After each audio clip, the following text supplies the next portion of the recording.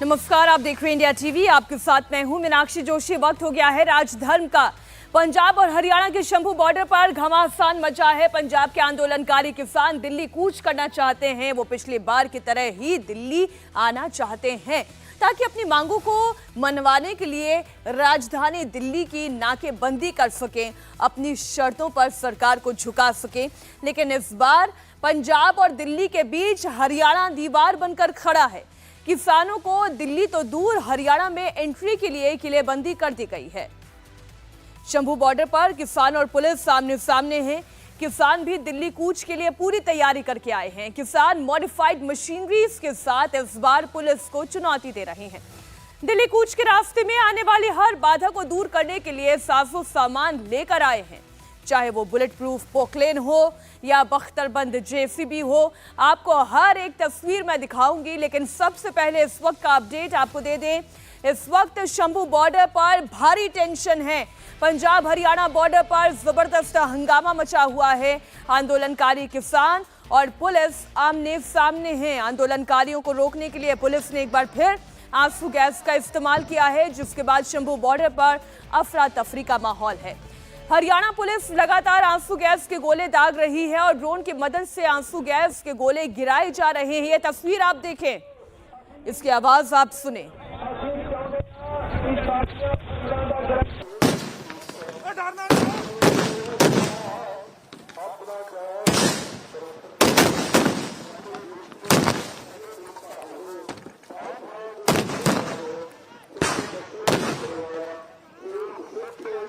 पिछले 4 घंटे से शंभू बॉर्डर पर यही चल रहा है। किसान बार बार बैरिकेड तोड़ने के लिए आगे बढ़ते हैं। उन्हें रोकने के लिए पुलिस आंसू गैस के गोले दागती है। किसान तितर बितर हो जाते हैं और थोड़ी देर के बाद फिर वो जमा होकर आगे की तरफ बढ़ने लगते हैं।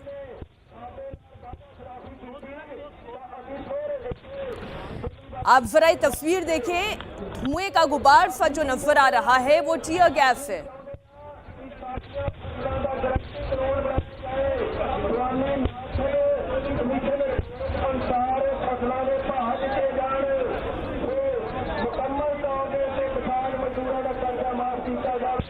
आप तस्वीरों में देख सकते हैं कैसे आंसू गैस का इस्तेमाल हो रहा है और उसके बाद आंदोलनकारी किसान थोड़ी देर के लिए तितर बितर भी हो जाते हैं। भगदड़ की स्थिति बन जाती है।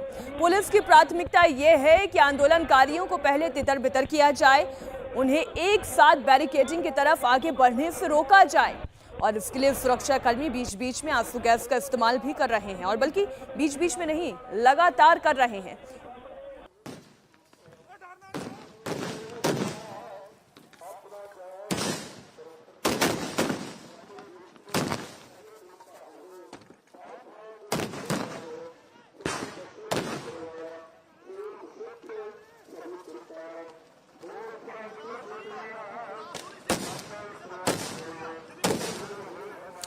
दरअसल सरकार और किसान नेताओं के बीच 4 राउंड की बातचीत फेल होने के बाद आज आंदोलनकारी किसान दिल्ली की तरफ आना चाह रहे हैं। उन्हें हरियाणा बॉर्डर पर रोकने की तमाम कोशिशें की जा रही है। आंदोलनकारी किसान जैसे ही पुलिस की बैरिकेडिंग की तरफ आगे बढ़ते हैं, उन्हें रोकने के लिए पुलिस के पास और कोई विकल्प भी तो नहीं है। वो आंसू गैस का इस्तेमाल करते हैं। शंभू बॉर्डर की एक और तस्वीर मैं इस वक्त आपके सामने रख रही हूं। कितनी बड़ी संख्या में इस वक्त यहां पर आंदोलनकारी दिखाई दे रहे हैं और आंसू गैस के गोले जैसे ही यहां पर दागे जाते हैं, उसके बाद किसान तितर बितर होकर इधर उधर हाईवे के नीचे की तरफ जो खेत बना हुआ है वहां घुसने लगते हैं और फिर ट्रैक्टर ट्रॉली में जा घुसते हैं। इस वक्त आप देख रहे हैं कितनी बड़ी संख्या में ट्रैक्टर ट्रॉली लेकर आंदोलनकारी दिल्ली की तरफ आगे बढ़ना चाहते हैं। आप जरा आवाज सुनिए, लगातार आंसू गैस के गोले दागे जाने की भी आवाज है। किसान तितर बितर भी हो रहे हैं आंदोलनकारी, लेकिन पीछे नहीं हट रहे हैं।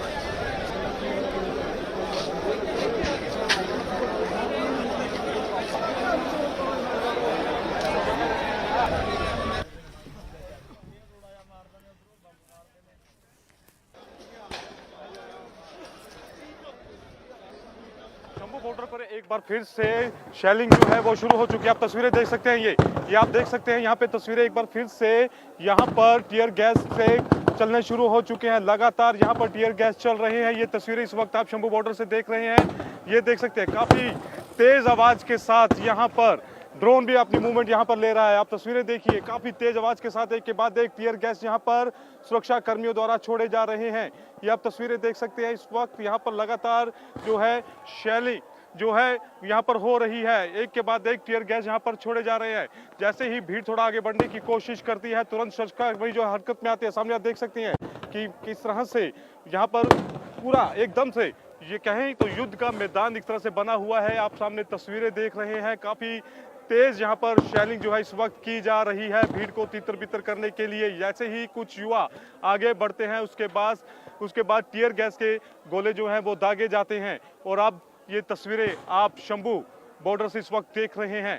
काफी ज्यादा यहाँ पर इस समय हालात जो हैं वो खतरनाक बने हुए हैं। लगातार बीच बीच में टीयर गैस जो है उसका इस्तेमाल सुरक्षा बलों द्वारा किया जाता है और भीड़ जैसे ही अपनी जगह से हटती है उसके बाद टीयर गैस जो है वो भी थम जाते हैं। इस वक्त पूरा जो एरिया है वो आप देख रहे हैं स्मोक से भर गया है। ये टीयर गैस का धुआं है और ये इस वक्त लगातार यहाँ पर एक बार फिर से जो है टीयर गैस का इस्तेमाल किया गया है। आंसू गैस के गोले दागने के लिए पुलिस ड्रोन का इस्तेमाल कर रही है और ड्रोन के जरिए किसानों पर आंसू गैस के गोले दागे जा रहे हैं। शंभू बॉर्डर पर एक साथ कई ड्रोन उड़ रहे हैं और किसानों को तितर बितर करने की कोशिश की जा रही है। जाहिर है इसके पीछे कारण बहुत ही सीधा है। एक तरफ हरियाणा पुलिस है और दूसरी तरफ यानी कि जहां पर ये पूरी फेंसिंग की गई है उसके बाद पंजाब की तरफ किसान डटे हुए हैं।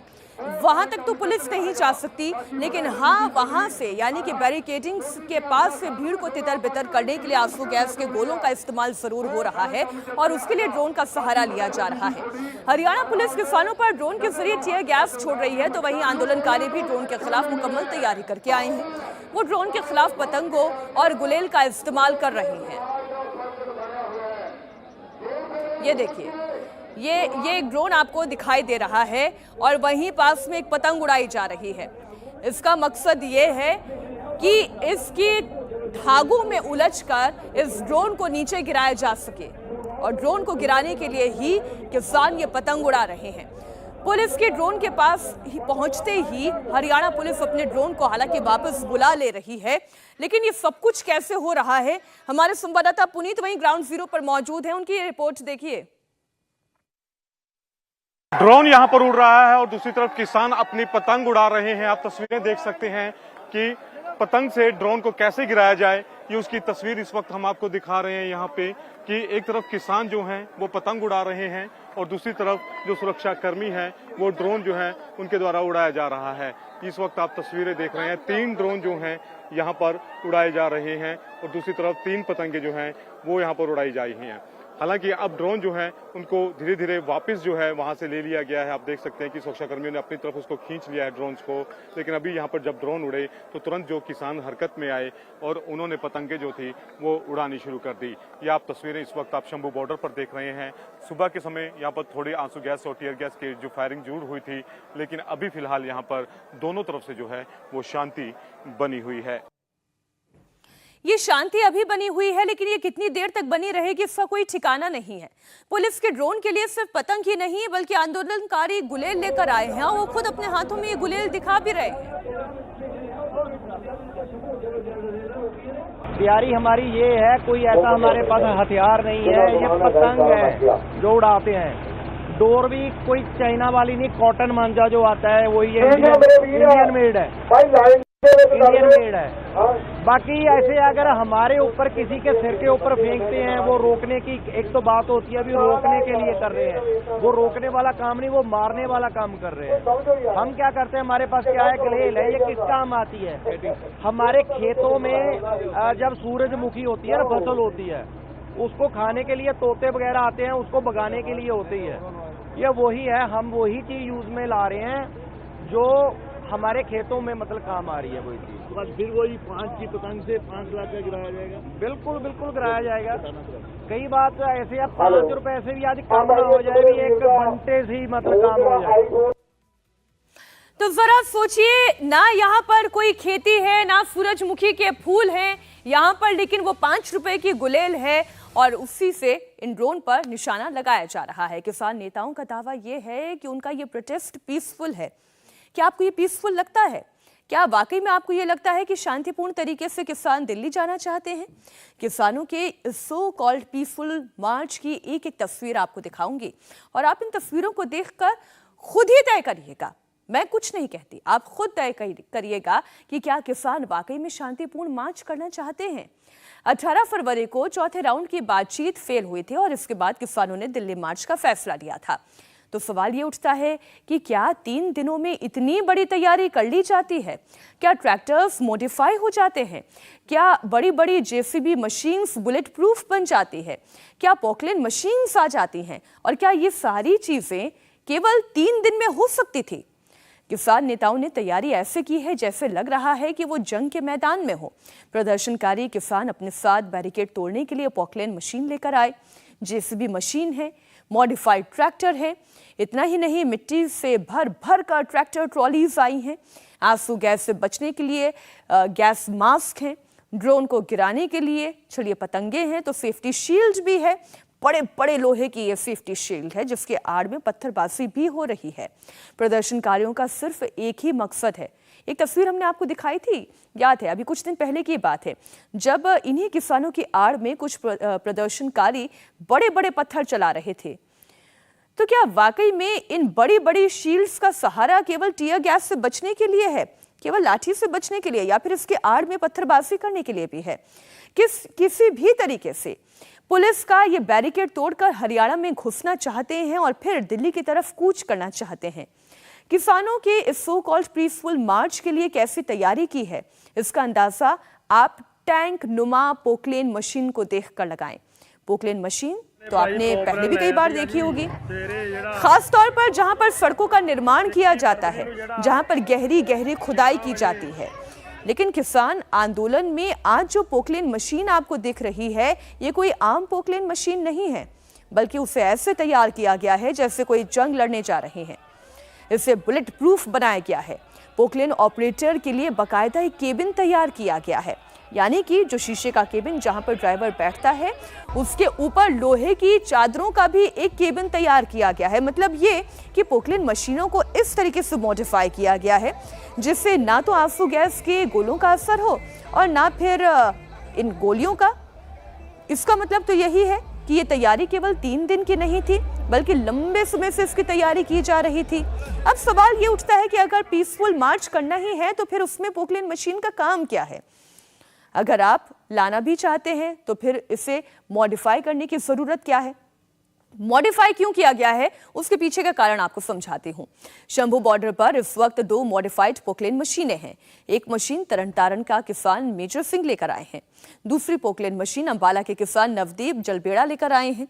ये पोकलेन मशीनें शंभू बॉर्डर से 200 मीटर की दूरी पर ही रखी गई हैं। इसे बुलेट प्रूफ बनाया गया है और जब जरूरत पड़ेगी तो इन मशीनों को आगे भी बढ़ाया जाएगा।